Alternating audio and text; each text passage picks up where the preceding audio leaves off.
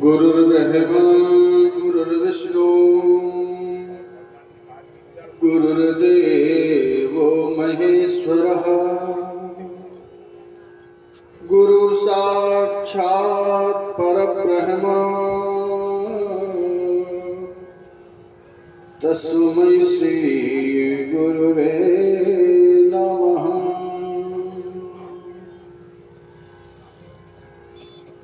वक्रतुंड महाकाय कोटि सूर्य समप्रभा निर्विघ्नं कुरु मे देव सर्वकार्येषु सर्वदा। नमस्ते नीलकंठाय वेद से परमात्मने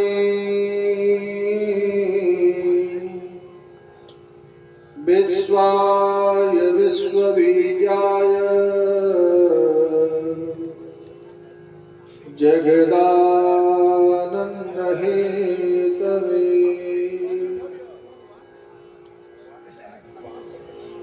जय जय जय हनुमान गोसाई कृपा करो गुरु देव की नाई। जय जय जय हनुमान गोसाई कृपा करो गुरु देव की नाई। कवन सो काज कठिन जग माई जो नहीं होई तात तुम पाही। मोरे तुम प्रभु गुरु पितु माता जाऊं कहाँ तजी पद जल जाता। आशुतोष तुम अवधर दानी आरती हरओ दीन जनु जानी। देवी पूजी पद कमल तुम्हारे सुर नर मुनि सब होहि सुखारे। जय जय जय हनुमान गोसाई कृपा करो गुरु देव के नाई। कृपा करो गुरु देव के नाई। बोलिए गुरुदेव भगवान की जय हो। बोलिए हनुमान जी महाराज की जय हो। बोलिए अपने अपने माता पिता की जय हो। बोलिए तीर्थराज प्रयागराज महाराज की जय हो। बोलिए श्री शिव शक्ति नारायण महायज्ञ की जय हो। बोलिए श्रीमद् देवी भागवत महापुराण की जय हो। जय जय श्री सीताराम। बड़े ही हर्ष का विषय संकल्पित 108 श्री शिव शक्ति नारायण महायज्ञ श्रृंखला की 57वें यज्ञ का आज पंचम दिवस। पंचम दिवस में हम सभी भक्तजन एकत्रित हुए हैं। नित्य प्रति की भांति कथा में प्रवेश करने से पहले आइए एक छोटी सी भजन, उसके बाद भगवान नाम संकीर्तन, फिर माँ गंगा की जैसी कृपा भगवती की जैसी कृपा कथा में प्रवेश करने का प्रयास। जिंदगी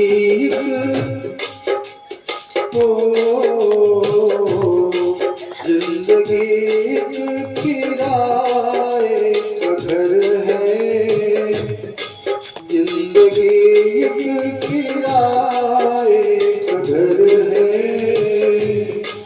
एक न एक दिन बदलना पड़ेगा। जिंदगी किराए का घर है, एक न एक दिन बदलना पड़ेगा। मौत जब तुझको आवाज देगी, मौत जब तुझको आवाज देगी, घर से बाहर निकलना पड़ेगा।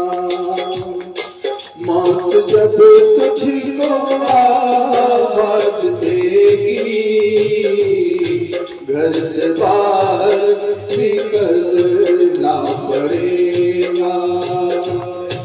जिंदगी एक किराए का घर है, एक न एक दिन बदलना पड़ेगा, एक न एक दिन बदलना पड़ेगा। मौत का जब बजा सिर पे डंका, मौत का जब बजा सिर पे डंका, फूंक दी पल में सोने की लंका।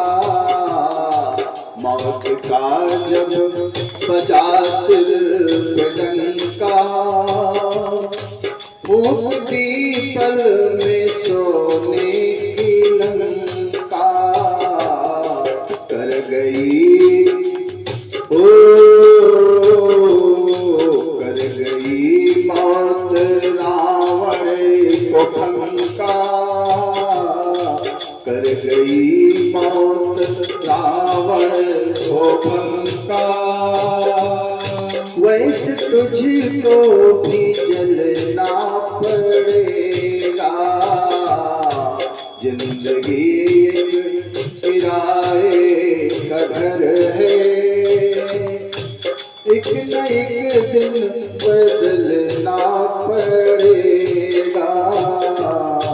जिंदगी किराए का घर है, एक न एक दिन बदलना पड़ेगा।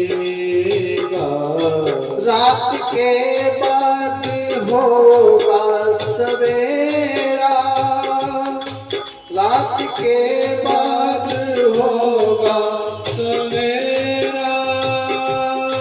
देखना हो अगर दिन सुनहरा, पाँव फूलों पे रखने से पहले, पाँव फूलों पे रखने से पहले, तुझको कांटों पे चलना पड़ेगा। पाँव फूलों पे रखने से पहले, तुमको कांटों पे चलना पड़ेगा। जिंदगी एक किराए का घर है, एक न एक दिन बदलना पड़ेगा, एक न एक दिन बदलना पड़ेगा। ये जवानी है दो दिन का सपना, ये जवानी है दो दिन का सपना। ढूंढने राम तू जल्दी अपना, ढूंढने राम जल्दी तू अपना।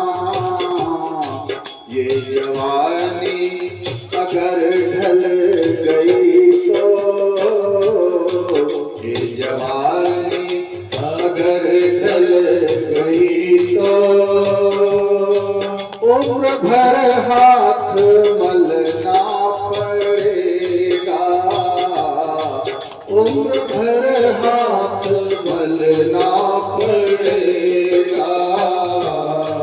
जिंदगी एक किराए का घर है, जिंदगी एक किराए का घर है। एक ना एक दिन बदलना पड़ेगा, एक न एक दिन बदलना पड़ेगा, एक न एक दिन बदलना पड़ेगा। श्री राम जय जय राम, सीताराम जय सीताराम। श्री राम जय जय राम, सीताराम जय सीताराम। श्री श्याम जय जय श्याम, राधे श्याम जय राधे श्याम। श्री श्याम जय जय श्याम, राधे श्याम जय राधे श्याम। श्री राम जय जय राम, सीताराम जय सीताराम। श्री राम जय जय राम, सीताराम जय सीताराम। श्री शिव जय जय शिव, उमापति जय पार्वती शिव। श्री शिव जय जय शिव, उमापति जय पार्वती शिव। जय अम्बे जग जननी जय अम्बे। जय अम्बे जय अम्बे, जग जननी जय अम्बे। जय गंगे पतित पावनी जय गंगे। जय गंगे जय गंगे, पतित पावनी जय गंगे। जय हनुमान कृपा करो हे कृपा निधान। जय हनुमान कृपा करो है कृपा निधान। कृपा करो हे कृपा निधान, कृपा करो हे कृपा निधान। कृपा करो हे कृपा निधान। बोलिए गुरुदेव भगवान की जय हो, बोलिए हनुमान जी महाराज की जय हो, बोलिए भक्त श्रोता समाज की जय हो। जय जय श्री राधे, जय श्री सीताराम। आइए हम सभी भक्तजन माँ जगदम्बा की कृपा से कथा में प्रवेश करने का प्रयास करते हैं। कल की कथा में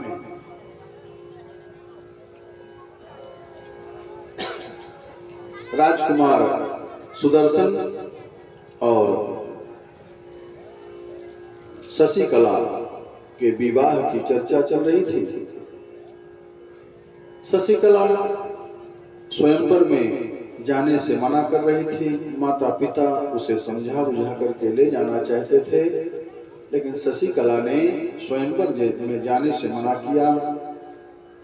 तब शशिकला के पिता राजा महाराजा ने जाकर के सभी जो अलग अलग देशों से अलग अलग राज्यों से महाराज राजकुमार आए थे, सबको कहा कि आप सभी आज विश्राम करिए, स्वयंवर कल होगा। यह अपनी पुत्री के कहने पर राजा ने किया और सबको कल का वादा करके महाराज सुबाहु ने अपनी पुत्री का विवाह राजकुमार सुदर्शन के साथ धूमधाम से उसी रात में कर दिया वैदिक रीत से। और वैदिक रीत से विवाह संस्कार पूरा करके खूब दहेज दे करके सुबाहु महाराज ने घोड़ों से जुते सुंदर रथों में 200 रथों में हाथी हीरा जवाहरात सब कुछ अनेक सामग्री देकर के रथों पे लदवा करके अपने पुत्री शशिकला को और अपने दामाद सुदर्शन को और सुदर्शन की माँ को भी खूब, सुदर्शन की माँ मनोरमा को भी खूब सारा धन और सम्मान किया। अब दोनों को विदाई करने की योजना बन रही है। महाराज सुबाहु ने सुदर्शन की माँ का भी तन मन से खूब सम्मान किया। मनोरमा ने भी बड़ी प्रसन्नता से कहा कि हे महाराज, आपने बलवान राजाओं से शत्रुता लेकर के सुदर्शन को ही अपनी कन्या अर्पित की है। आपका बड़ा कल्याण हो, आपने हम पर भी बड़ी कृपा की है। अब दूसरे दिन प्रातः काल महाराज सुबाहु ने राजाओं से कहा कि सभी राजा मेरे यहाँ भोजन करके ही आप लोग जाएंगे। मेरी पुत्री शशिकला ने सुदर्शन का वरण कर लिया है। सभी राजा क्रोधित होते हैं और क्रोधित होकर के कहने लगे कि ठीक है, आप अपने घर जाकर के अन्य काम करो, जो करना था आपने कर लिया। अब हम आपके यहाँ भोजन नहीं करेंगे, हम यहाँ से हम लोग जा रहे हैं। राजा के चले जाने के बाद में सभी राजा योजना बना करके, जो दुष्ट राजा थे, जो सत्कार्य वाले राजा थे, जो सत्कर्म वाले राजा थे, वो तो चले गए अपने अपने घर, लेकिन जो दुष्ट राजा और दुष्ट राजकुमार थे आपस में योजना बना करके रास्ते में युद्ध करने के लिए खड़े हो गए। कुछ शांति जो प्रिय राजा थे, आपका यह कार्य अनुचित नहीं है, उनको सलाह दिया कि आप लोग जो कर रहे हो यह उचित नहीं है, आप लोग भी अपने अपने घर को जाओ, हम लोग तो अपने घर को जा ही रहे हैं। राजाओं, जो दुष्ट राजा थे, उन्होंने माना नहीं। राजाओं का रास्ते में सेनाओं के साथ जाना सुन करके राजा सुबाहु अब चिंतित हो रहे हैं। तब सुदर्शन ने कहा महाराज सुबाहु से कि हे महाराज, आप हमें विदा करिए, राजाओं की चिंता आप मत करो, माँ भगवती हमारी रक्षा करेंगी। हे राजन, तुम मत सोच करो, हमको अति शीघ्र विदा करिए। सबकी रक्षक है माँ दुर्गा, अपने मन में धीरज रखिए। सुबाहु ने मान सम्मान के साथ अपनी पुत्री को और अपने दामाद को विदा किया और अपनी विशाल सेना लेकर के उनके पीछे पीछे भी चल दिए उनकी रक्षा के लिए। जैसे ही सुदर्शन का काफिला आगे बढ़ा, उसी समय वहां पहले से ही जो खड़े हुए युधाजित और शत्रुजित ने अपनी सेना के साथ सुदर्शन की सेना पर आक्रमण कर दिया। सुबाहु की सेना ने भी युधाजित की सेना से भयंकर संग्राम किया। भयंकर युद्ध के संग्राम में, संग्राम क्षेत्र में ही माँ भगवती प्रकट होकर के युधाजित और शत्रुजित पर बाणों से वर्षा करने लगी। कुछ राजा खड़े खड़े तमाशा देख रहे थे। उन्होंने युद्ध में जो भाग नहीं लिए थे, जो युद्ध में सम्मिलित नहीं हुए थे, वो खड़े खड़े तमाशा देख रहे थे। और थोड़ी ही देर में युधाजित और शत्रुजित दोनों को भगवती ने मार गिराया। सभी जगदम्बा को देख करके सुदर्शन को प्रणाम करके अपने अपने राज्यों को चले गए। महाराज सुबाहु युधाजित और शत्रुजित का वध हुआ जान करके माँ भगवती की स्तुति करने लगे। सुबाहुवाच नमो देव्यै जगद्धात्री शिवायै सततं नमः दुर्गायै भगवत्यै ते कामदायै नमो नमः। राजा सुबाहु माँ भगवती की जय जयकार करने लगे।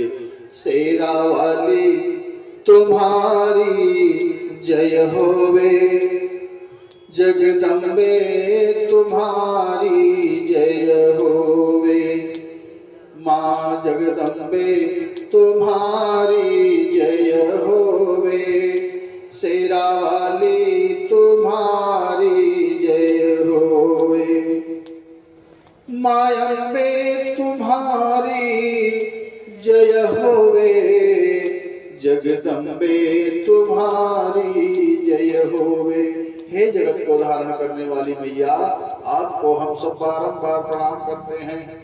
भगवती शिवा को निरंतर नमस्कार है और मनोरथ पूर्ण करने वाली आप भगवती को, दुर्गा को बारंबार प्रणाम है, बारंबार नमस्कार है। आप ही सरस्वती के रूप में बुद्धि के रूप में सबके भीतर विराजमान हो मैया। देवताओं में भी श्रेष्ठ ब्रह्मा, विष्णु और शिव निरंतर आपकी ही स्तुति करते हैं। हे माँ, आपके दर्शनों को सभी देवता तरसते हैं। आज आपका दर्शन पाकर के मैं धन्य हो गया। हे जग जननी, हे आदि शक्ति, तुम भक्तों की हितकारी हो। शशिकला सुदर्शन धन्य हुए, रण में रक्षा को आई हो। हे देवी, आपने इस भीषण संकट में सुदर्शन की रक्षा की है। आपके इस चरित्र की मैं किस तरह प्रशंसा करूं माँ। अतः हे माँ, आप जन्म मरण के भयों को दूर करने वाली हो। आपके अतिरिक्त आज के इस महायुद्ध में सुदर्शन और हमें कौन बचाने वाला था। अतः हे माँ, आपकी ही कृपा से मेरी पुत्री और दामाद सुरक्षित हैं। आज मैं आपके दर्शन से पवित्र हुआ, कृतार्थ और धन्य जन्म वाला हो गया। हे माँ, न तो मैं आपका भजन जानता हूँ, न तो मैं कोई मंत्र जानता हूँ और न ही किसी प्रकार की पूजा जानता हूँ। फिर भी आप करुणामयी हो माँ। आपने हमारे ऊपर कृपा करके हमको महान संकट से बचाया है। इस प्रकार महाराज सुबाहु ने माँ भगवती की स्तुति की, वंदना की। अब महाराज सुबाहु की स्तुति सुनकर के भगवती ने प्रसन्न होकर के सुबाहु को वरदान मांगने के लिए कहा। महाराज सुबाहु कहने लगे कि हे मैया, हमें आपका दर्शन हो गया, हमें सब कुछ प्राप्त हो गया। अब हमें किसी चीज की जरूरत नहीं है। मेरी इच्छा है कि मेरी आप में भक्ति सदैव दृढ़ रहे। बस यही आशीर्वाद दो मैया। सुबाहुवाच रक्षा त्वया च कर्तव्या सर्वदा नगरस्य यथा सुदर्शनस्तात्रो रिपुसंहादनामयः। हे माँ, आप सर्वदा नगर की रक्षा करो, सदैव नगर की रक्षा करो, राज्य की रक्षा करो। इस समय जिस तरह से शत्रु दल से सुदर्शन की रक्षा की है और उसे विकार रहित बना दिया है, उसी प्रकार हम सब पर भी कृपा करो मैया। तथात्र रक्षा कर्तव्या वाराणस्यास्तयाम्बिके यावत् पुरी भवेत् भूमौ सुप्रतिष्ठा सुसंस्थिता। आप उसी तरह से सदा वाराणसी की भी रक्षा करें। हे देवी, जब तक भूलोक में काशी नगरी स्थित रहे तब तक आप भी यहाँ विराजमान रहें। राजा सुबाहु की बात को सुनकर के भगवती दुर्गा कहते हैं, दुर्गोवाच राजन सदा निवासो में मुक्तिपुर्यां भविष्यति रक्षार्थं सर्वलोकानां यावत् तिष्ठति मेदिनी। मैया जगदम्बा कहते हैं कि हे राजन, जब तक यह पृथ्वी रहेगी तब तक सभी लोगों में निरंतर इस मुक्तिपुरी काशी में मैं निवास करती रहूंगी। इसके पश्चात सुदर्शन ने आकर के मैया को प्रणाम करके उनकी स्तुति करते हैं। कहते हैं सुदर्शन, हे माँ, मैं आपके उपकार और कृपा का कहाँ तक बखान करूं। हे जगदम्बे, अब आप मुझे कृपा करके यह बतलाएं कि मैं आपके लिए क्या करूं, मैं क्या करूं और कहां जाऊं। मैं आपकी आज्ञा अनुसार ही सभी कार्य करूंगा। माँ जगदम्बा कहती हैं सुदर्शन से कि हे वत्स, अब तुम अपनी अयोध्यापुरी में जाकर के अपने कुल की मर्यादा के अनुसार राज्य करो। गच्छायोध्यां महाभाग कुरु राज्यं कुलोचितम। अपनी अयोध्यापुरी को जाओ और कुल के अनुसार, कुल रीत के अनुसार राज्य करो। अष्टम्यां च चतुर्दश्यां नवम्यां च विशेषतः मम पूजा प्रकर्तव्या बलिदान विधानतः। और अष्टमी, चतुर्दशी और विशेष करके नवमी तिथि को मेरी विधि विधान से पूजा करते रहना। हे सुदर्शन, तू अपने नगर में मेरी प्रतिमा स्थापित करना और विधि पूर्वक तीनों समय मेरी पूजा करते रहना। शरत काले महापूजा कर्तव्या मम सर्वदा, नवरात्र विधानेन भक्ति भावयुतेन च। हे सुदर्शन, शरद काल में सर्वदा नवरात्र विधान के अनुसार भक्ति भाव से युक्त होकर के मेरी पूजा करते रहना।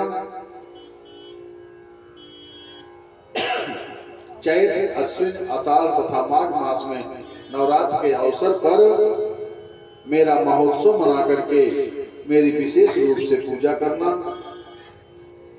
इस प्रकार मां भगवती से आज्ञा लेकर के सुदर्शन अपनी माता मनोरमा, पत्नी शशिकला और दहेज में मिले रथ, हाथी, घोड़े, दास और दासियों को लेकर के अयोध्या में पहुंचते हैं। वहां पर मंत्रियों, नगरवासियों ने सुदर्शन का भक्ति भाव पूर्वक राजोचित सत्कार किया। सभी मंत्रीगण उनकी वंदना कर रहे थे, नगरवासी पुष्पों की वर्षा कर रहे थे। अब सुदर्शन ने राजभवन में पहुंच करके सबसे प्रथम शत्रुजित की माता को प्रणाम किया और कहा कि हे मां, इन दोनों युधाजित और शत्रुजित को मैंने नहीं मारा है, स्वयं भगवती ने उनका वध किया है मां। अतः आप शोक को त्याग करके, आप दुख को त्याग करके आप मेरी मनोरमा माता के ही समान हो। जैसे मेरी मैया हैं, जैसे मैं उनका सम्मान करता हूँ, वैसे ही मैं आपका भी सम्मान करूंगा। जैसे वो मेरी माँ, वैसे आप भी मेरी माँ हो। आप दोनों में कोई भेद नहीं है। माता होनहार बलवान होती है। हे मैया, जो होना था सो हो गया। इसी अयोध्या में मेरे पिता ध्रुव संधि, नाना वीरसेन मारे गए। भयभीत माता मेरी मुझे लेकर के वन में चली गई। रास्ते में चोरों ने हमारा सब कुछ लूट लिया। फिर गिरती पड़ती मेरी माँ बिदल और अबला दासी और मुझे लेकर के भरद्वाज मुनि के आश्रम में पहुंची। वहां पर मुनि की कृपा से फल फूल आदि खा करके हम सब ने अपना समय किसी तरह व्यतीत किया। अब माता भगवती की कृपा से आज मैं इस अवस्था में यहाँ आया हूँ। माँ सुदर्शन की बातों को सुन करके शत्रुजित की माता अपने आंसू बहाते हुए कहती है और आंसू फिर पूछते हुए कहती है, हे पुत्र, मुझे दुख है कि मेरे पिता युधाजित ने तुम्हारे नाना का वध किया और मेरे पुत्र के लिए राज्य का हरण कर लिया, लेकिन मैं कुछ कर सकने में असमर्थ थी। मैंने सबको बहुत समझाया, लेकिन किसी ने कुछ माना नहीं। है हो नहार बलवान पुत्र, लीलावती धैर्य बधाती है समय चक्रयति महाप्रबल, होनी सो नहीं बसाती है। अब लीलावती कहती है कि हे पुत्र, अब तुम राज्य करो। कुरु राज्य महाभाग, प्रजा पालय सुब्रत, भगवत्या प्रसादेन प्राप्त में तक कंटकम। हे पुत्र, अब तुम राज्य करो और इस प्रजा का पालन करो। भगवती की कृपा से ही तुमको यह अकंटक राज्य प्राप्त हुआ है। माता लीलावती का आशीर्वाद प्राप्त करके सुदर्शन ने ज्योतिषियों को बुला करके भगवती मैया दुर्गा जी की स्थापना करने का मुहूर्त पूछ करके सोने का सुंदर सिंहासन बनवा करके माता की मूर्ति स्थापित करने के पश्चात ही राज्य के कार्यों का संचालन करूंगा, ऐसा निश्चय किया। राजा सुदर्शन के आदेश से सभी मंत्रियों ने, नगर के प्रतिष्ठित लोगों ने शुभ मुहूर्त में मां भगवती की स्थापना करके उत्सव का आयोजन किया। विधिवत हवन, पूजन व प्रसाद आदि के विभिन्न सुंदर आयोजन हुए। इस प्रकार कौशल देश में अंबिका देवी प्रतिष्ठित एवं विख्यात हो गई। अब सुदर्शन ने राज्य प्राप्ति के कुछ ही दिनों में सभी राजाओं को अपने अधीन करके महाराज रघु और राम की तरह प्रजा का पालन करने लगे। उन्होंने कौशल राज्य के सभी गांवों में देवी के मंदिर बनवाए और भगवती की पूजा कराई। महाराज सुबाहु ने काशी में जाकर के शुभ मुहूर्त में मंदिर बनवा करके उनमें विधि विधान से शुभ समय में मां भगवती देवी की प्राण प्रतिष्ठा करके विधि विधान यज्ञ हवन और संत भक्तों को प्रसाद वितरण किया। अब काशीवासी दुर्गा देवी की उसी प्रकार पूजा करने लगे जैसे भगवान विश्वनाथ की पूजा करते थे। तभी से इस धरातल पर देश देश में भगवती दुर्गा विख्यात हो गई और जनता में उनकी भक्ति बढ़ने लगी। उस समय भारतवर्ष के सभी वर्णों में मां भवानी की पूजा होने लगी। सभी लोग भगवती शक्ति को मानने लगे और उनकी भक्ति भाव से स्तोत्रों द्वारा स्तुति करने लगे और उनके मंत्रों का जाप तथा उनका ध्यान करने लगे। सभी भक्त नवरात्र में देवी का पूजन करके आनंद से जीवन यापन करने लगे। अतः मानव जन्म पा करके भगवती का पूजन भजन अर्चन वंदन करना चाहिए। आइए एक छोटी सी भजन, उसके पश्चात आगे बढ़ने का प्रयास कथा में। बहुत तूने सो लिया रे, अब तो जाग मुसाफिर जा।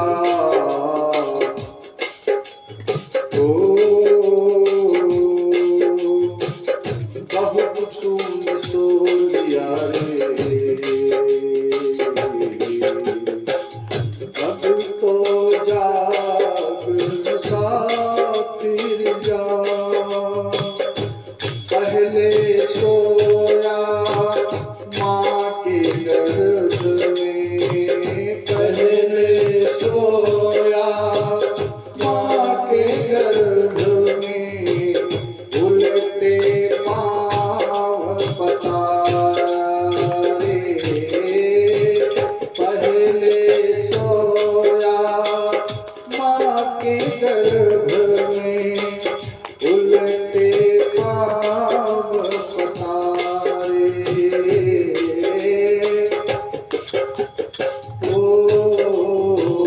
विनती करके बाहर आयो, भूल गयो दुख सारे।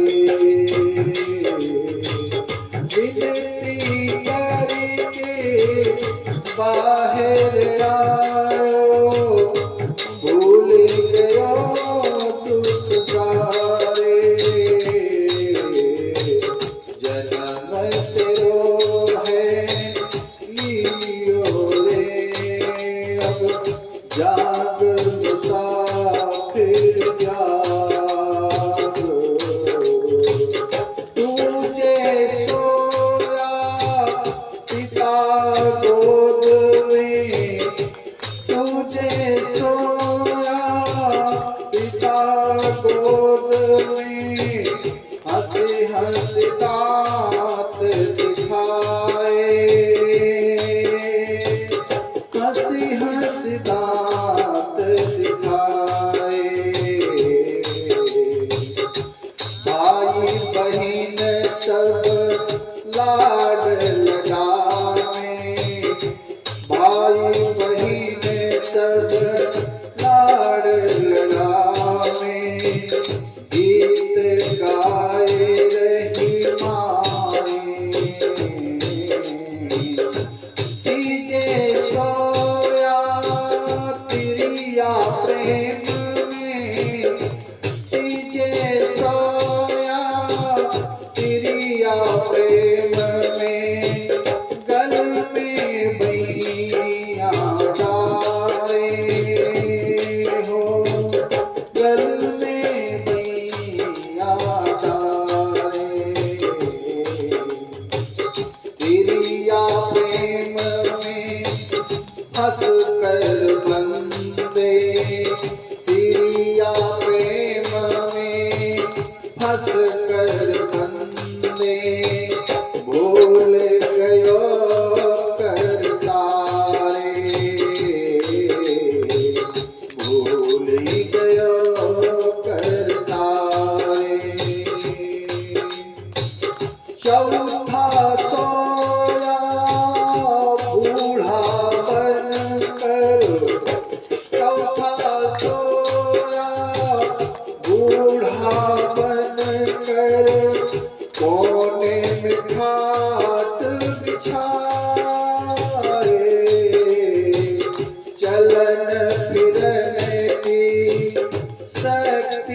नाही, चलन फिरन की शक्ति नाही, सेवा रहेव कराए।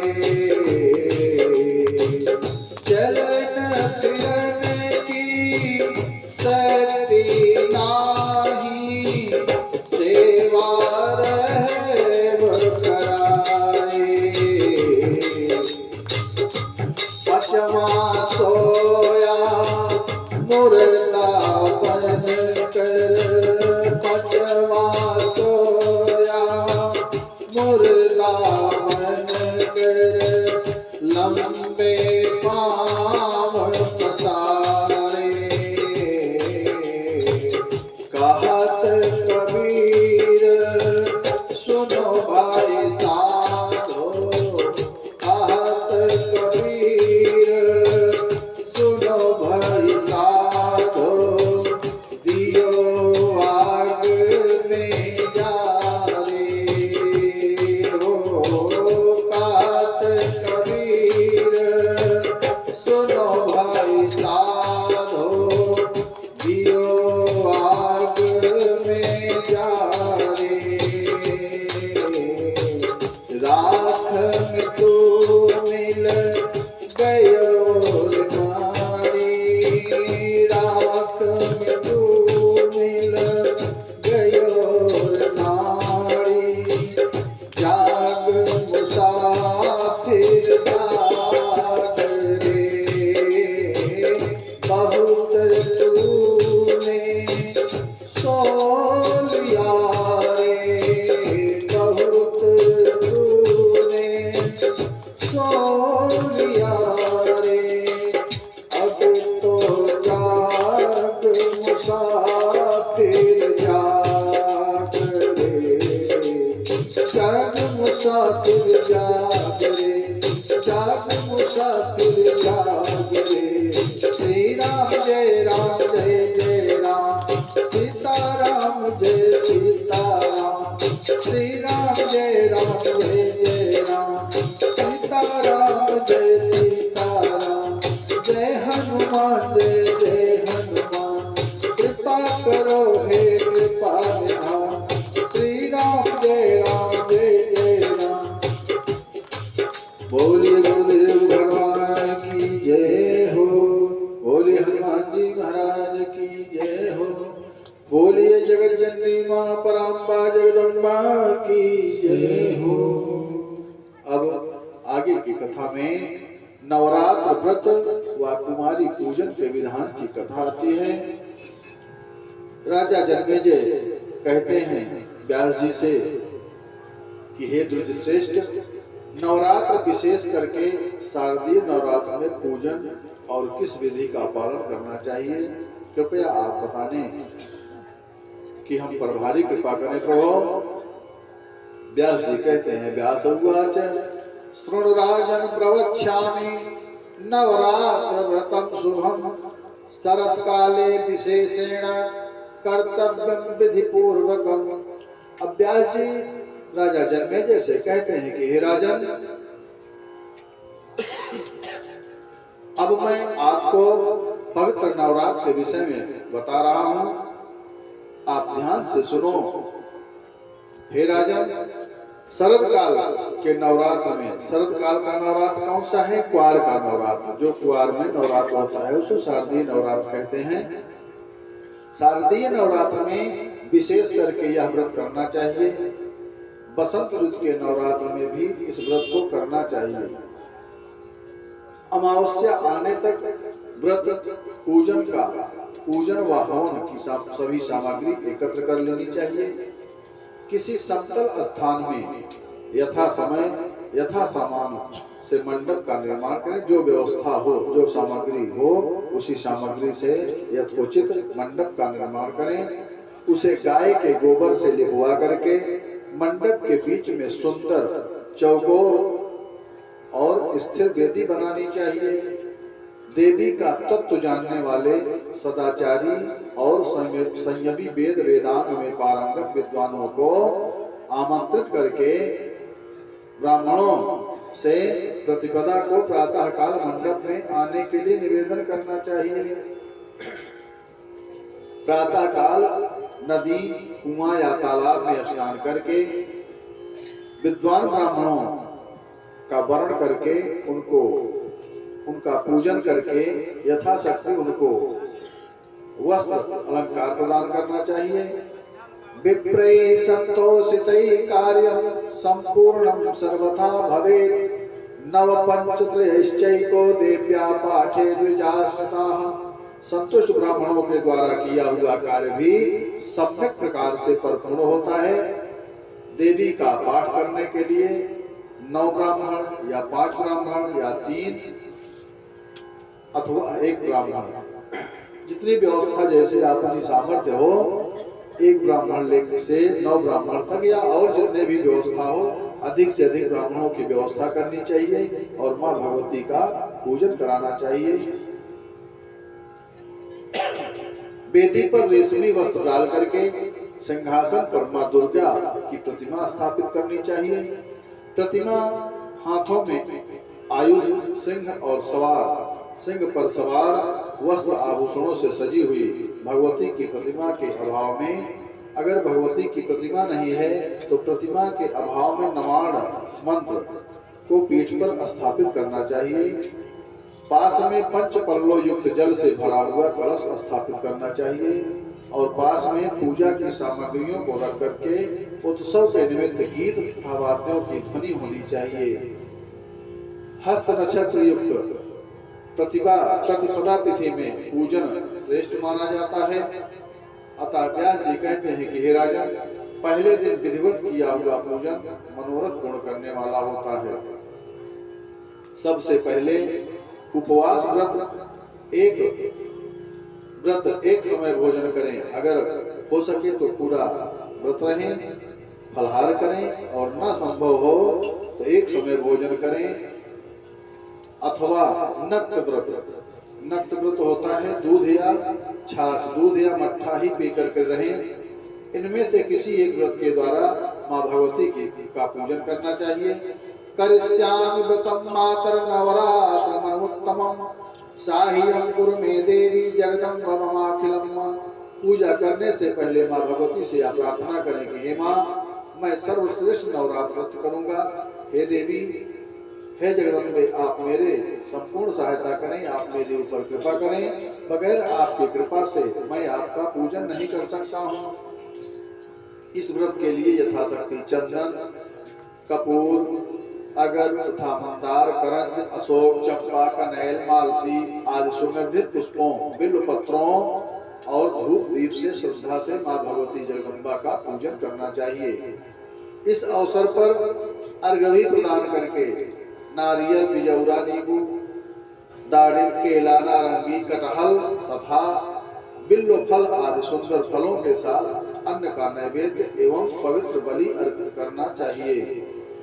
विविध प्रकार के सुंदर होमकुंड, चाहे त्रिकोण होमकुंड हो या चौकोर के हिसाब से सुंदर वेदी बना करके सुंदर द्रव्य से भगवती का त्रिकाल मतलब तीनों काल, प्रातः, सायं, मध्याह्न पूजन करके गायन वादन करना चाहिए।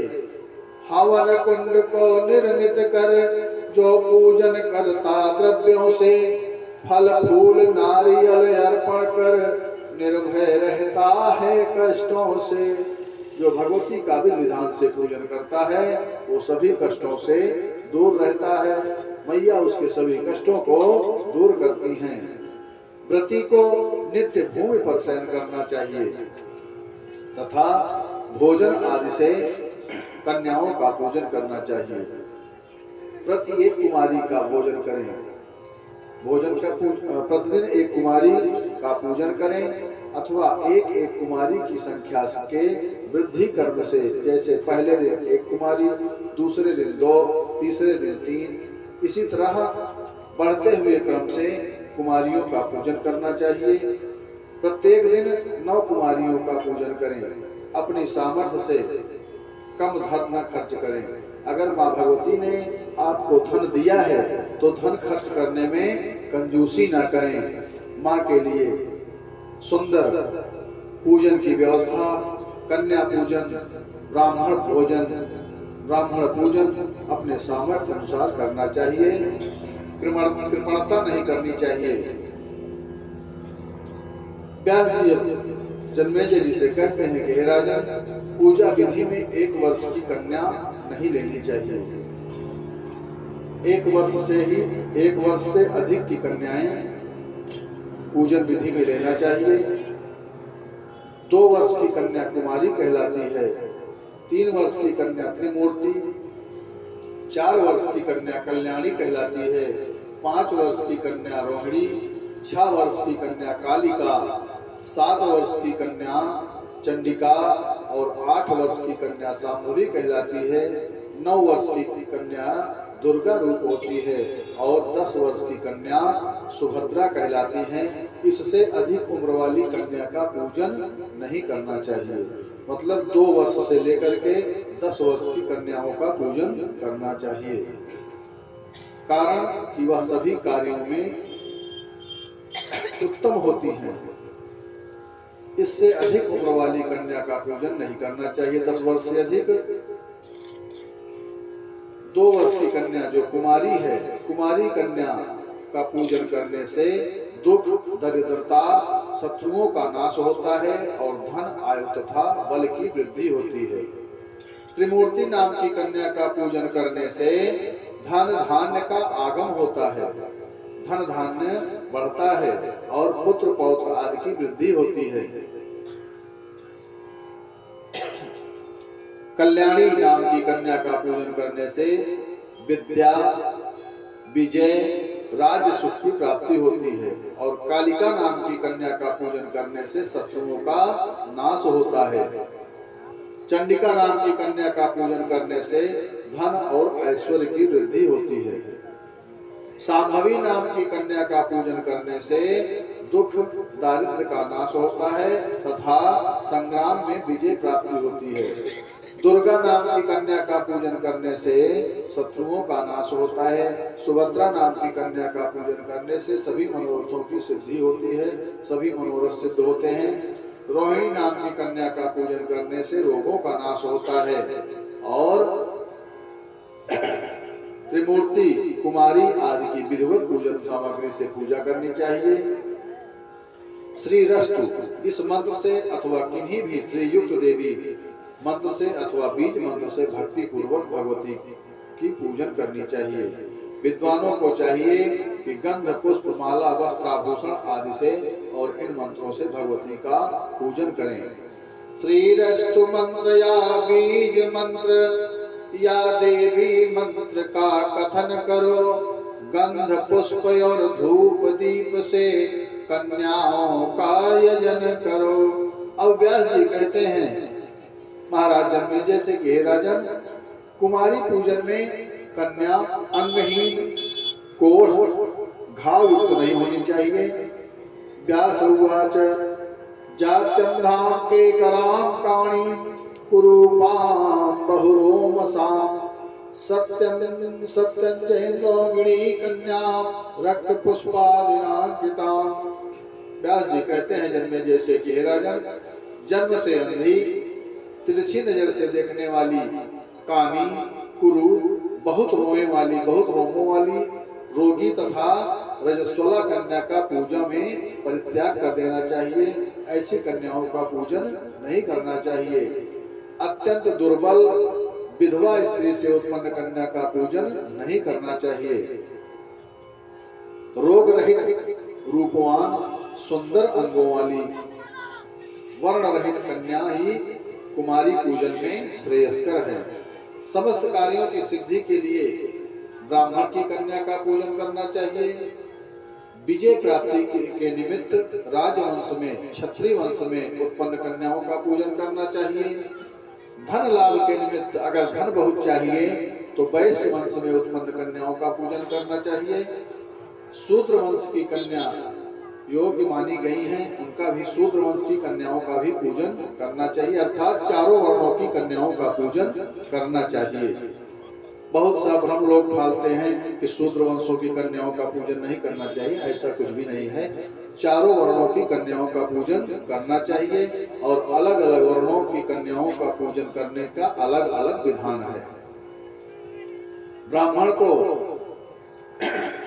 ब्राह्मण कन्या का पूजन करना चाहिए, क्षत्रिय को ब्राह्मण कन्या का पूजन करना चाहिए, वैश्यों को ब्राह्मण, क्षत्रिय और वैश्य तीनों कन्याओं का पूजन करना चाहिए। वर्णों की तीनों वर्णों की कन्याओं की तथा शूद्र को चारों वर्णों की कन्याओं का पूजन करना चाहिए। यदि कोई व्यक्ति नवरात्र पर्यंत पूजा करने में असमर्थ है, यदि कोई भक्त पूरे नवरात्र कन्याओं का पूजन नहीं कर सकता है, तो अष्टमी तिथि को विशेष रूप से अवश्य पूजन करना चाहिए।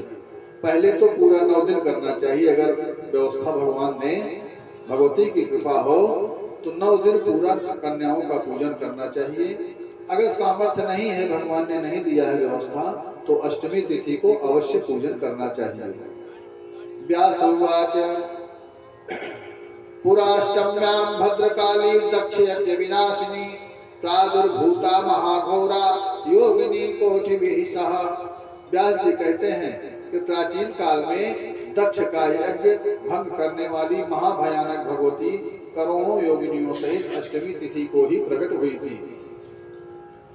दक्ष के यज्ञ में सती जली, शिव वचन ने उसने माना था।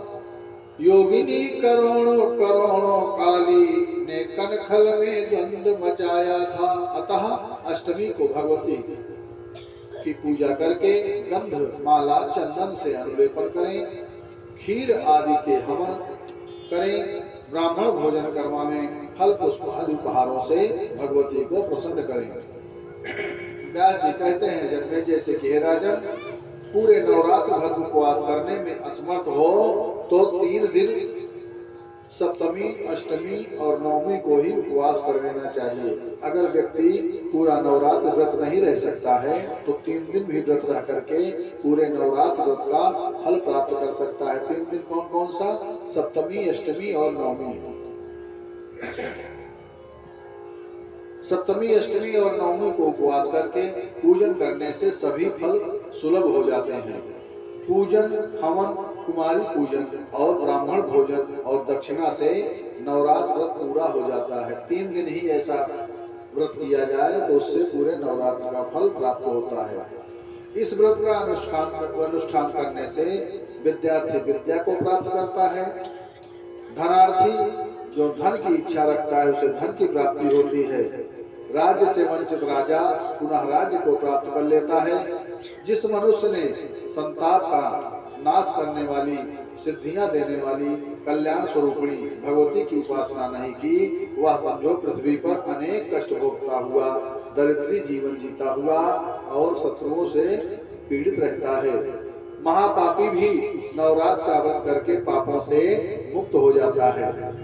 अतः हे राजन, इस संबंध में मैं आपको एक कथा सुनाता हूँ। पुरा कश्चित् दीनो धनहीना सुदीप्तितः कुटुम्बे चाभवत् कश्चित् कौशले निपसत्तमा। व्यास जी महाराज जन्मेजय से कहते हैं कि हे राजन, पूर्व काल में कौशल देश में दीन, धनहीन, अत्यंत दुखी एवं विशाल कुटुंब वाला एक वैश्य रहता था। उसके अनेक संतानें थीं जो धनाभाव के कारण भूख से पीड़ित रहती थी और वह वैश्य धर्मपरायण, सदाचारी, शांत, सत्यवादी, धैर्यवान व अभिमान से रहित था, अभिमानी नहीं था।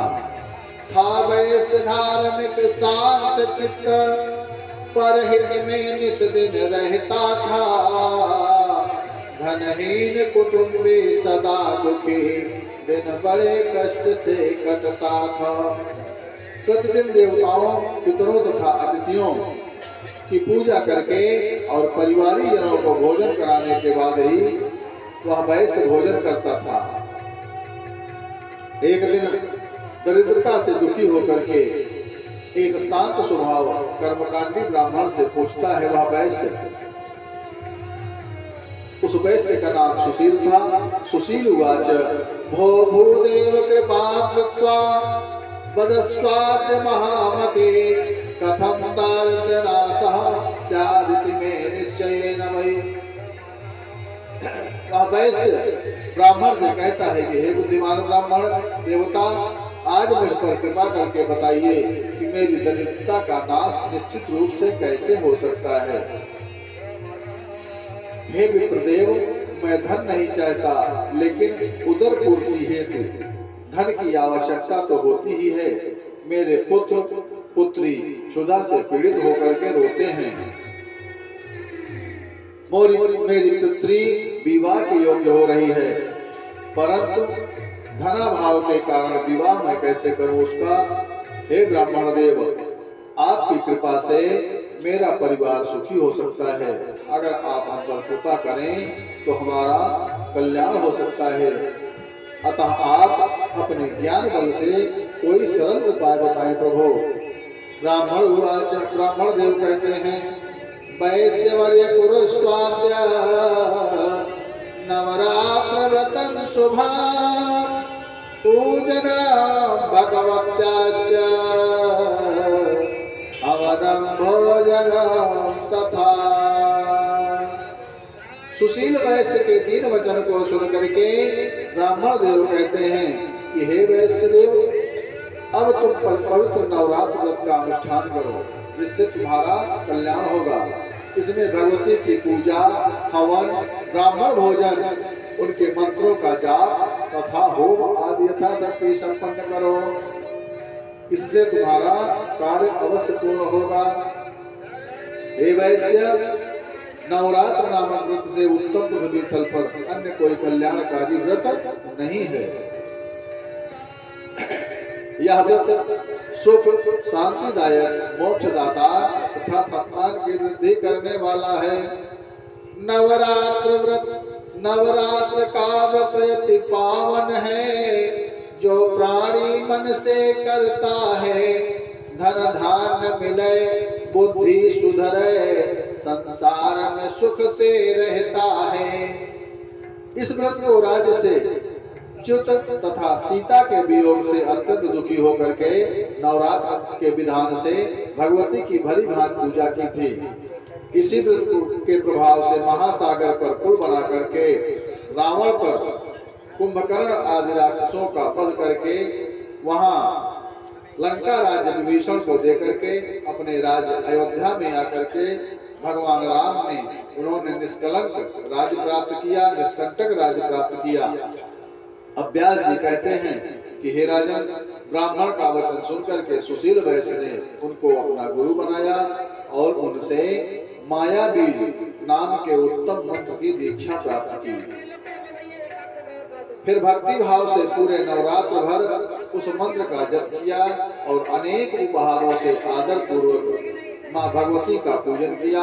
और उस माया बीज पारायण उस वैश्य ने 9 वर्षों तक माँ भगवती का अनुष्ठान किया।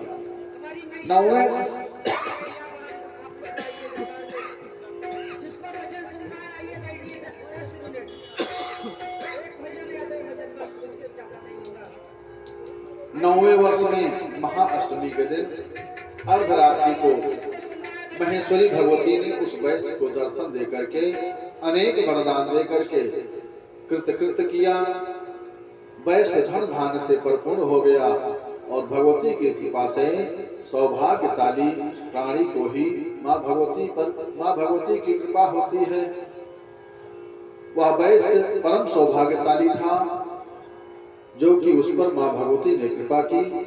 और सौभाग्यशाली कौन होता है, आइए एक भजन के माध्यम से जानने का प्रयास करते हैं। एक छोटी सी भजन, उसके बाद फिर कथा में प्रवेश। वही सौभाग्यशाली है जिसे अवसर ये मिलता है। कौन सा अवसर? भगवान की चरण शरण में पहुंचना, माँ भगवती की चरण शरण में पहुंचना। यही सौभाग्यशाली, यही अवसर है जो माँ के चरण शरण में पहुंचे। जिस जीव का कल्याण होता है वही जीव भगवती की चरण शरण में, भगवती की वंदना पूजा में पहुंच पाता है। नहीं सबके बस की बात नहीं है। वही सौभाग्यशाली है जिसे अवसर ये मिलता है। वही सौभाग्यशाली है वही जिसे अवसर ये मिलता है। मेले में तो बहुत से लोग आए हैं लेकिन सब सौभाग्यशाली नहीं हैं। क्यों? क्योंकि भगवती की जिस पर कृपा होने वाली होगी वही माँ भगवती की कथा पे पहुंच पाएगा। क्योंकि आज गुप्त नवरात्र भी प्रारंभ हो चुका है। नवरात्र वर्ष में 4 नवरात्र होते हैं। कौन कौन से? एक वर्ष में 4 नवरात्र होते हैं। शारदीय नवरात्र जो कुवार में होता है। दो नवरात्र तो सब जानते होंगे, चैत और कुवार वाला नवरात्र सभी लोग जानते हैं। 2 नवरात्र और होता है, आषाढ़ महीने में गुप्त नवरात्र और माघ महीने में गुप्त नवरात्र। और एक नवरात्र और भी है, 5 नवरात्र होते हैं। पूष महीने में भी नवरात्र होता है, उसे शाकंभरी नवरात्र कहते हैं। तो साल भर में 5 नवरात्र हैं। सबको यह जानकारी नहीं है। तो वही सौभाग्यशाली है जिसे अवसर ये मिलता है। वही सौभाग्यशाली है जिसे अवसर ये मिलता है।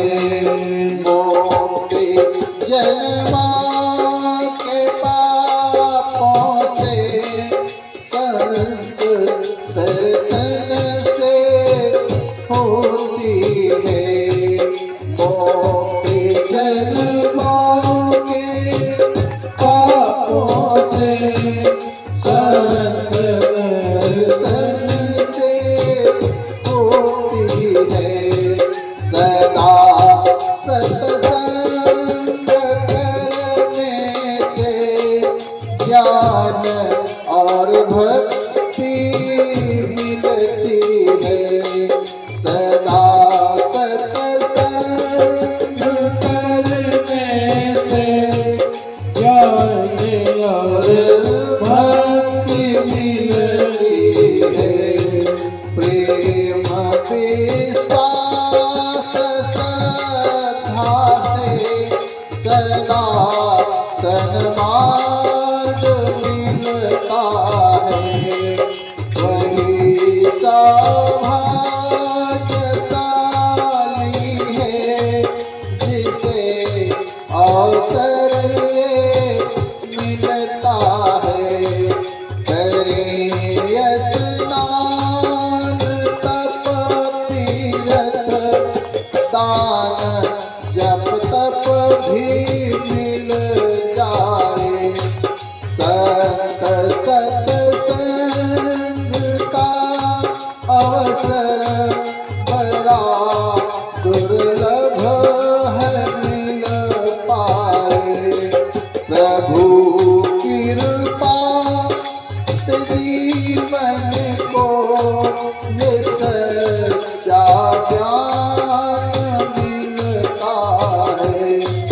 प्रभु कृपा से जीवन को ये सच्चा ज्ञान मिलता है। वही सौभाग्यशाली है जिसे अवसर ये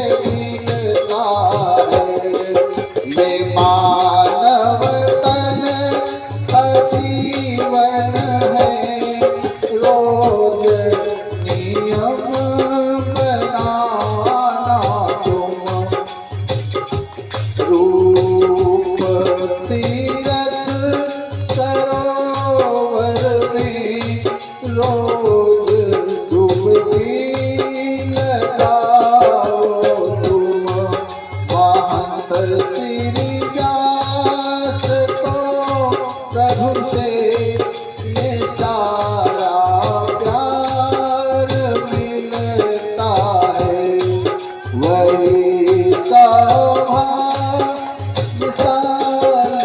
है जिसे अवसर ये मिलता है वही सौभाग्यशाली है जिसे अवसर ये मिलता है मुक्ति जन्मों के पापों से संत दर्शन से होती है वही सौभाग्यशाली है जिसे अवसर ये मिलता है जिसे अवसर ये मिलता है। सबको यह अवसर मिलने वाला नहीं है। क्यों? बड़े भाग्य से ही यह अवसर मिलता है कि गुप्त नवरात्रि में माँ भगवती की कथा हो रही हो और हम सबको कथा श्रवण करने का मौका प्राप्त हो और किस क्षेत्र में माँ गंगा मैया की गोदी में ये परम सौभाग्य की बात है। परम सौभाग्यशाली लोग हैं वो जो ऐसा अवसर उन्हें प्राप्त हुआ है। अब आगे की कथा में भगवान श्री राम के चरित्र वर्णन की कथा आती है। व्यास जी कहते हैं, जन्मेजय जी व्यास जी से कहते हैं कि हे व्यास जी, अब आप हमें यह बताएं कि श्री राम ने भगवती जगदम्बा का सुखदायक व्रत अनुष्ठान किस प्रकार से किया था। भगवान राम ने भी मैया भगवती का पूजन अनुष्ठान किया था। जन्मेजय जी व्यास जी से पूछते हैं कि हे प्रभु, भगवान ने कैसे पूजन किया था, हमें भी बताने की कृपा करें। अब व्यास जी कहते हैं कि हे राजन, राजा दशरथ श्रीमान अयोध्यापति पुरा सूर्यवंशधरश्चासीत् देव ब्राह्मण पूजकः। हे राजन, पूर्व काल में श्रीमान महाराज दशरथ अयोध्यापुरी में राज्य करते थे। वे महाराज सूर्यवंश में श्रेष्ठ राजा के रूप में प्रतिष्ठित थे और देवताओं तथा ब्राह्मणों का पूजन किया करते थे। उनके 3 रानियां थीं। उनमें से गुरुदेव की कृपा से कौशल्या के राम, कैकेयी के भरत और सुमित्रा के लक्ष्मण तथा शत्रुघ्न उत्पन्न हुए 4 पुत्र। चारों पुत्र गुण तथा रूप में समानता रखने वाले महाराज को अत्यंत प्रिय थे। महाराज दशरथ ने चारों पुत्रों को यथा समय सभी संस्कार राजोचित रीति रिवाजों से कर दिए थे। वे चारों पुत्र किशोरावस्था में ही धनुष बाण धारी हो गए थे।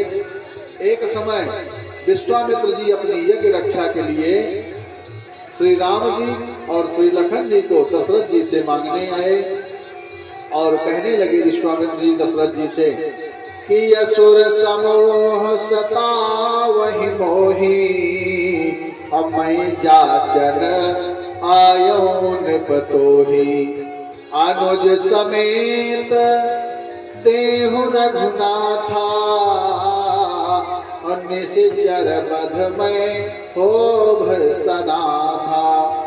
इसे सुन करके विश्वामित्र जी की बात को सुन करके महाराज दशरथ कहने लगे कि हे प्रभु, हे मुनिवर,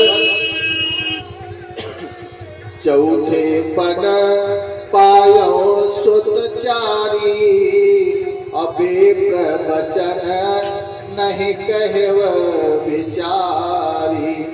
मांगहु भूमि देनु धन कोसा, असर बस देहु आज सहरोसा।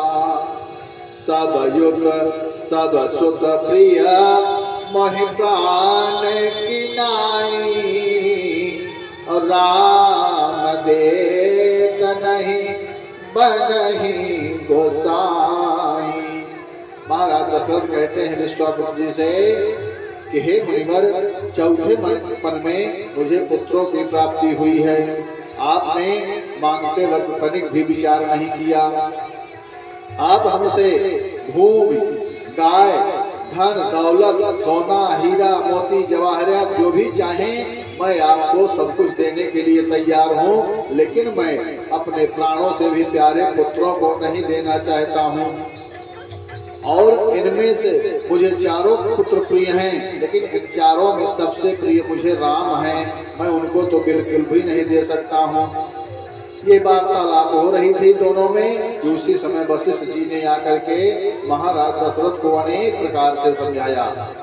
तब महाराज दशरथ ने लक्ष्मण के सहित 16 वर्षीय पुत्र राम को विश्वामित्र को समर्पित कर दिया। रास्ते में जाते समय राम जी ने ताड़का को एक ही बाण में मार दिया, सुबाहु को भी मार दिया और मारीच को भी श्री राम जी ने बिनु भर बाण राम ते ही मारा, असत जो जन का सागर पारा।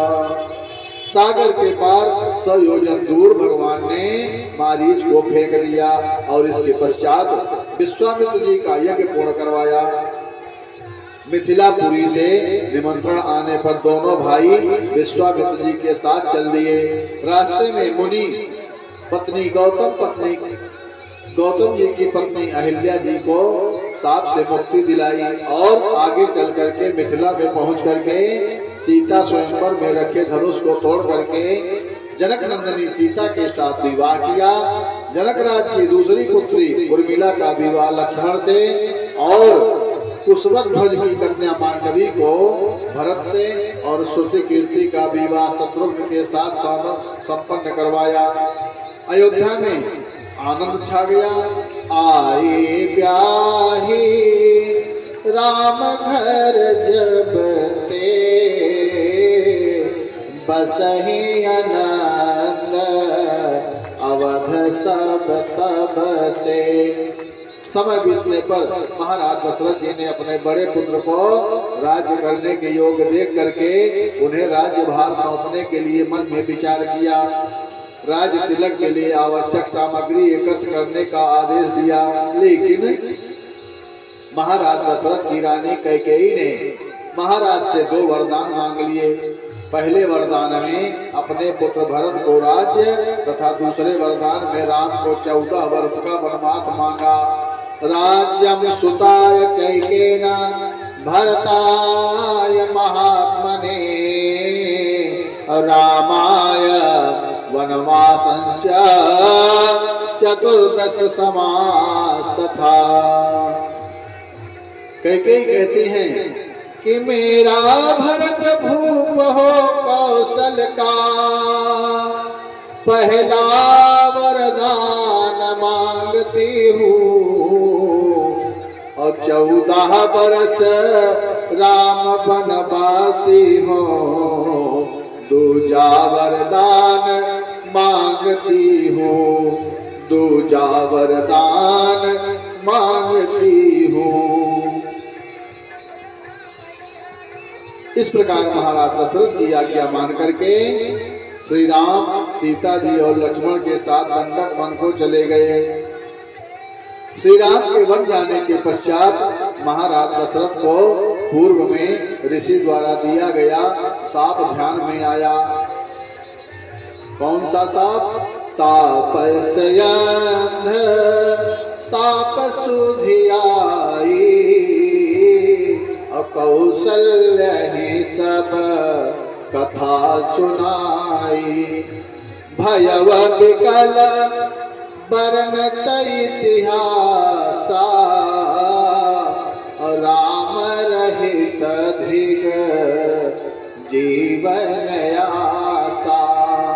सो तनु राखी करब मय कहा, जहिना प्रेम पनो मोर निवाहा। राजा दशरथ ने महारानी कौशल्या को पूरा वृत्तांत सुना दिया। जो साथ मिला था श्रवण कुमार के माता पिताजी द्वारा, उसको भी बताया। और भगवान का नाम लेकर के, भगवान का नाम 6 बार लिया राजा दशरथ ने। राम राम कह करके अपना प्राण, अपना शरीर त्याग दिया। राम राम कही, राम कही, राम राम कही राम, तनु परिहर रघुबर बिरहा, राव गयो सुरधाम। राम राम कह करके राजा दशरथ जी ने अपने प्राण को छोड़ दिए, शरीर को छोड़ दिया। अब गुरुदेव वशिष्ठ जी ने ननिहाल से भरत जी को बुला करके दशरथ जी के सभी क्रियाकर्म करवाए।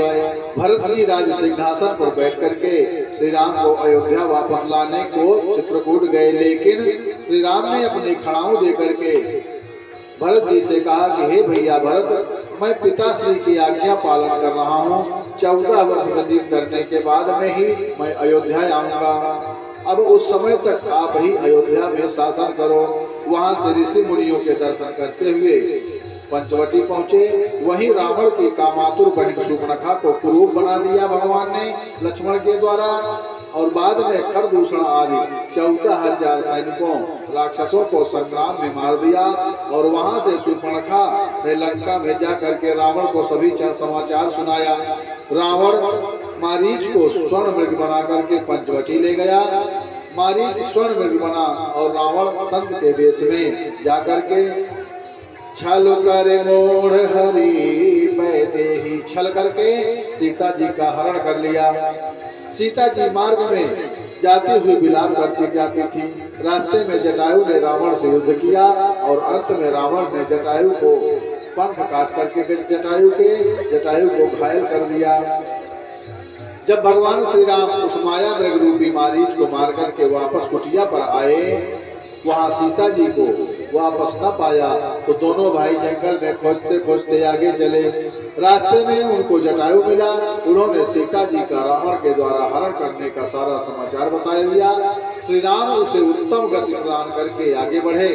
वहां मार्ग में कबंध का वध करके, किष्किंधा में बाली का वध करके वहां सुग्रीव को राजा बनाया। अब एक दिन भगवान श्री राम जी सीता जी के वियोग में दुखी होकर के अनेक कल्पना करके व्यथित हो रहे थे। तब लक्ष्मण जी ने उन्हें अनेक प्रकार से समझाया और कहा कि रघुणई करथई नैव जिताः सर्वा दिशा पुरा, तद्वंशजा कथम शोकम कर्तुमर्हसि राघव। पूर्व काल में राजा रघु ने एक रथ मात्र से पृथ्वी की चारों दिशाओं को जीत लिया था। अतः हे राघव, आप उसी वंश के होकर के शोक क्यों कर रहे हैं? हे राघव, पूर्व काल में देवराज इंद्र पर भी विपत्ति आई थी। उसने भी बहुत समय तक कमल वन में छिप करके अज्ञातवास किया था। अतः हे राघव, कष्ट आने पर शोक नहीं करना चाहिए। विज्ञ पुरुष की ऐसी कष्टकारक परिस्थिति में मन को उद्यमशील बना करके समय की प्रतीक्षा करनी चाहिए। लक्ष्मण की बातों को सुन करके भगवान श्री राम को कुछ शांति प्राप्त हुई। उसी समय उस वन प्रदेश में नारद जी का आना हुआ। समय अनुकूल जान करके श्री राम ने उनका स्वागत किया।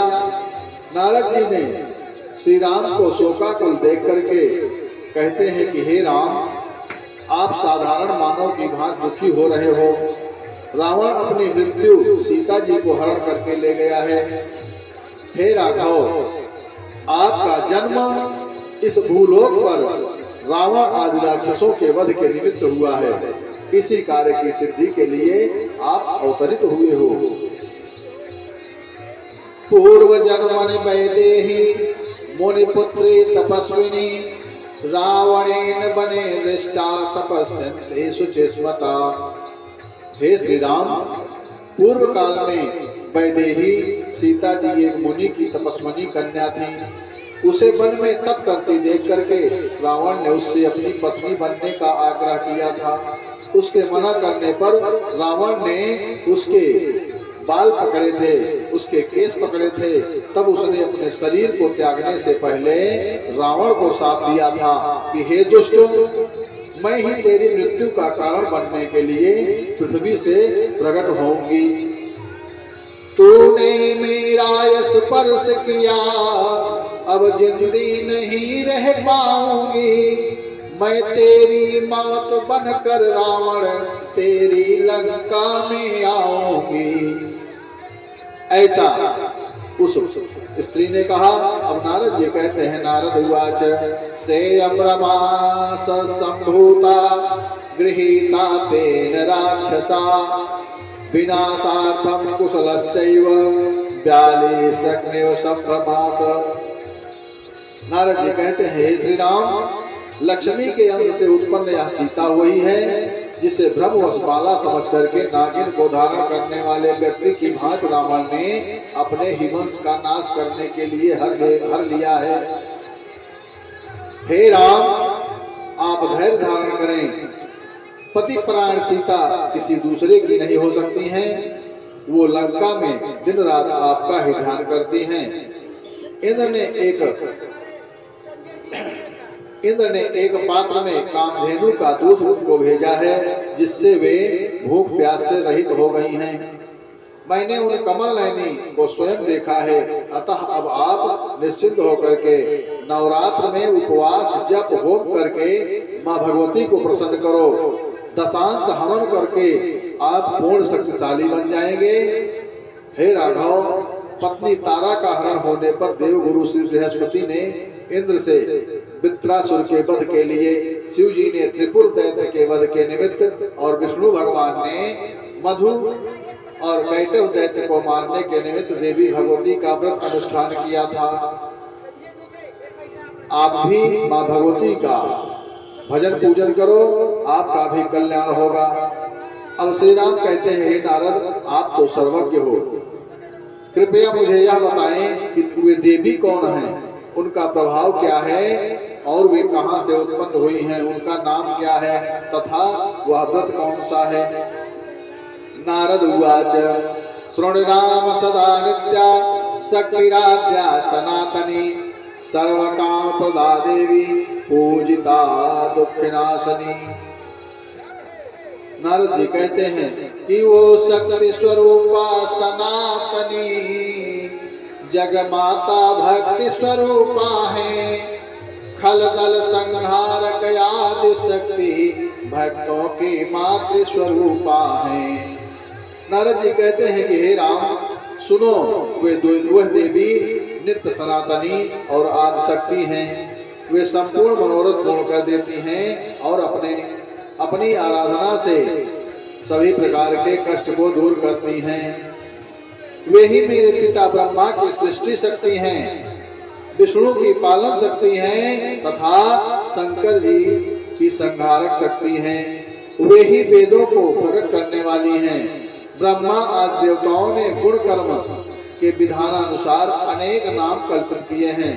अतः हे रघुनंदन, आकार से लेकर के छा पर्यंत तक सभी स्वर्ण, आ से लेकर के छा तक सभी स्वर एवं वर्णों के संयोग से उनके असंख्य नाम हैं। अब श्री राम कहते हैं कि हे नारद, आप मुझे नवरात्र का विधान संक्षेप में बताइए। मैं आज से ही देवी का श्रद्धा पूर्वक विधिवत पूजन करूंगा। नारद उवाच पीठं कृत्वा समे स्थाने संस्थाप्य जगदम्बिकाम् उपवासन्न वयुत्वं कुरु राम विधानतः।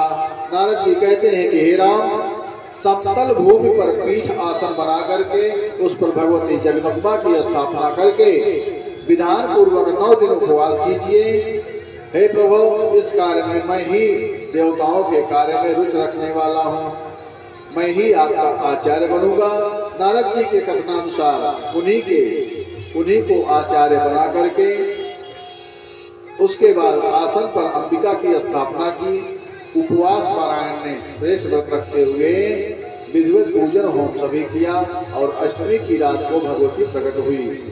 विधिवत राघव ने व्रत रख करके पूजन और यज्ञ कराई है। होकर संपन्न तिथि आठे को मां दर्शन देने को आई है। सिंह पर सवार भगवती को देख करके राम जी मां भगवती का वंदन किया और भगवान राम के स्तुति वंदन से प्रसन्न होकर के देवी कहती हैं, राम राम महाबाहो तुष्टास्यम्यदव्रतेन ते प्रार्थयस्य वरं कामं यत्ते मनसि वर्तते नारायणान् समुद्भूतस्त्वं मनसे मानवे नघे। मैया भगवती कहती है कि हे महाबाहो, हे राम, इस समय में आपके व्रत से मैं संतुष्ट हूँ। आपके मन में जो भी है उस इच्छित वरदान को मांग लो, मैं वरदान लेने देने के लिए तैयार हूँ। आप पवित्र वंश में अवध में नारायण के अंश से उत्पन्न हुए हो। पूर्व काल में आपने मत्स्य रूप धारण करके देवताओं का हित किया और वेदों की रक्षा की थी। कच्छप रूप धारण करके मंदराचल को पीठ पर धारण करके समुद्र मंथन कराया था। वाराह रूप धारण करके हिरण्याक्ष का वध करके पृथ्वी को स्थिर किया और नृसिंह रूप में भक्त प्रहलाद की रक्षा करने के हेतु हिरण्यकश्यप का भी वध किया था। वामन रूप से बलि को छला था। उसी प्रकार रावण द्वारा सताए गए देवताओं और ऋषियों की प्रार्थना पर आप इस समय धरा धाम पर अयोध्या में राजा दशरथ के पुत्र रूप में अवतरित हुए हो। हे राम, देवताओं के अंश से उत्पन्न ये वानर मेरी शक्ति से संपन्न होकर के युद्ध में आपका सहयोग करेंगे। बसंत ऋतु के नवरात्रों में पुनः मेरा व्रत पूजन हवन करना। इसके बाद पापी रावण को कुल सहित मार करके परिवार सहित अयोध्या में 11,000 वर्ष तक भूलोक में राज्य करके पुनः देवलोक में प्रस्थान करना। देवों के अंश से ये वानर रण में कौशल दिखलाएंगे, अकुल सहित मार कर रावण को तुम पूरी अयोध्या जाओगे। श्री राम जी से ऐसा कह करके माँ भगवती वही अंतर्ध्यान हो गई। अब राम जी ने विधि विधान से व्रत का समापन करके दशमी तिथि को विजया पूजन करके अनेक प्रकार से दान आदि दे करके व्रत का समापन किया और इसके बाद में सुग्रीव आदि वानरों को लेकर के समुद्र तट पर पहुंचे। फिर समुद्र पर पुल बांध करके भयंकर युद्ध में श्री हनुमान जी के अलौकिक सहयोग से रावण को कुल सहित मुक्ति दे करके सीता लक्ष्मण सहित अयोध्या में पहुंच करके 11,000 वर्ष राज्य करके अपने धाम को प्रस्थान कर गए। जो प्राणी भक्ति पूर्वक इस देवी के चरित्र को श्रवण करता है वह यहाँ अनेक सुख भोग करके अंत में परम पद को प्राप्त करता है। आइए एक छोटी सी भजन, उसके पश्चात श्री हनुमान चालीसा और आरती। आज की कथा यही विश्राम होती है। कल की कथा में वसुदेव और देवकी की आख्यान की कथा आएगी। उसके बाद भक्त प्रहलाद की कथा, माया की प्रबलता और नर नारायण आख्यान की कथा आएगी।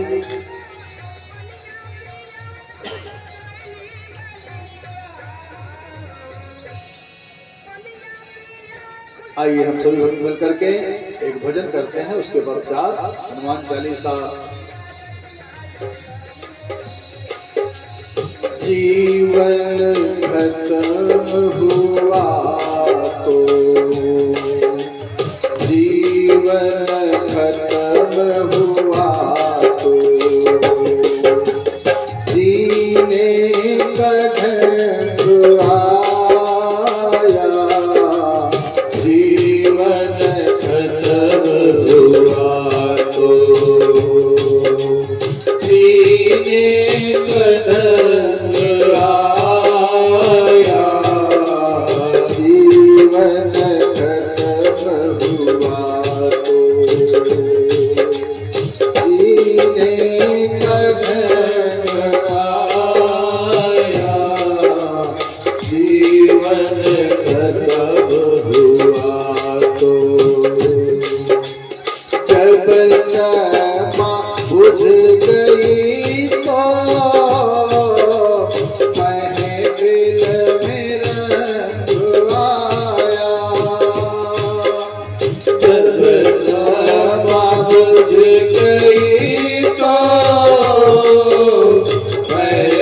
मेरा जीवन खत्म हुआ तो जीने का ढंग आया, जीवन खत्म हुआ तो जीने का ढंग आया, जीवन खत्म हुआ तो गाड़ी निकल गई जब घर से चला मुसाफिर, गाड़ी निकल गई तो घर से चला मुसाफिर, मासूम हाथ मलता, मासूम हाथ मलता, वापस आया, जीवन खत्म हुआ तो जीने का ढंग आया, गाड़ी निकल गई तो घर से चला मुसाफिर, गाड़ी निकल गई तो घर से चला मुसाफिर, मासूम हाथ पलटा, वापस बिरंग आया, जीवन खत्म हुआ तो जीने का ढंग आया, जीवन खत्म हुआ तो मन की मशीनरी ने जब ठीक चलना सीखा, मन की मशीनरी ने जब ठीक चलना सीखा, जब बूढ़े तन के हर एक, जब बूढ़े तन के हर एक पुरजे में जंग आया, जीवन खत्म हुआ तो जीने का ढंग आया, जीवन खत्म हुआ तो फुर्सत के वक्त में ना सुमिरन को वक्त मांगा, फुर्सत के वक्त में ना सुमिरन को वक्त मांगा, उस वक्त वक्त मांगा, उस वक्त वक्त मांगा, जब वक्त तक आया, उस वक्त वक्त मांगा,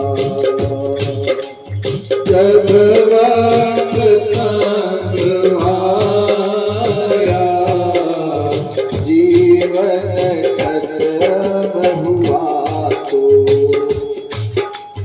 जीने का ढंग आया, जीवन जीवन खत्म हुआ तो जब सपना बुझ गई तो महफिल मेरा आया जीवन खत्म हुआ तो जीने का ढंग आया जीवन खत्म हुआ तो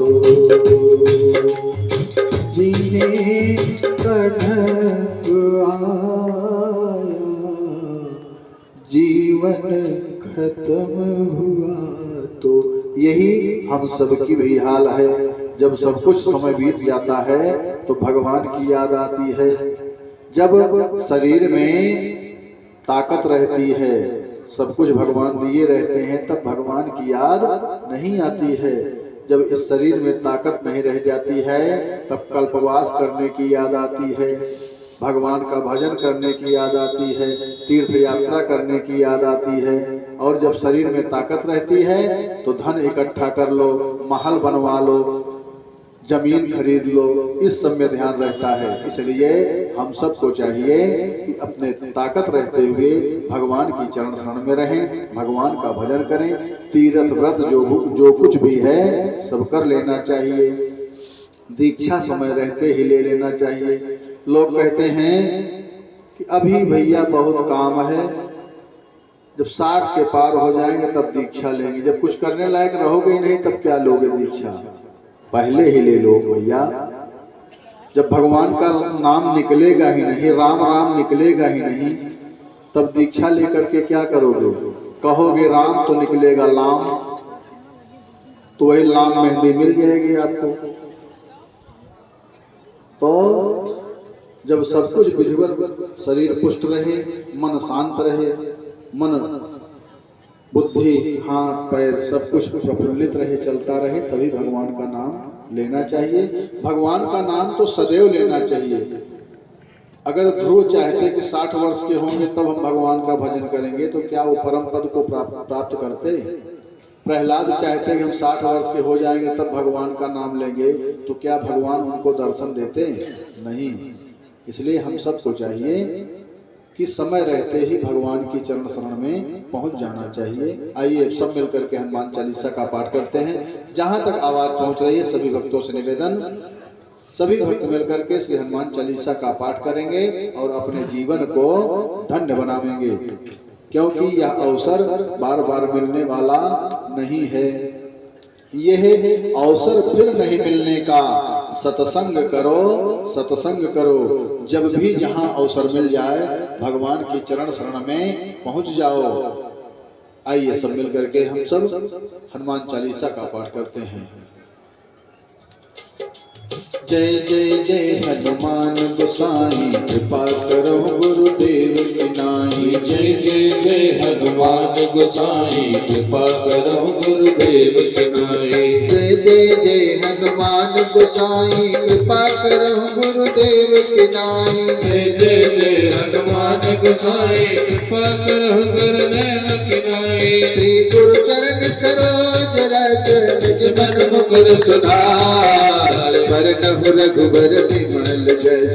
जो नायक बल चार, गोपेन तनु जान के सुमिरो पवन कुमार। बल बुध विद्या देहु मोहि, और हुक्म विकार।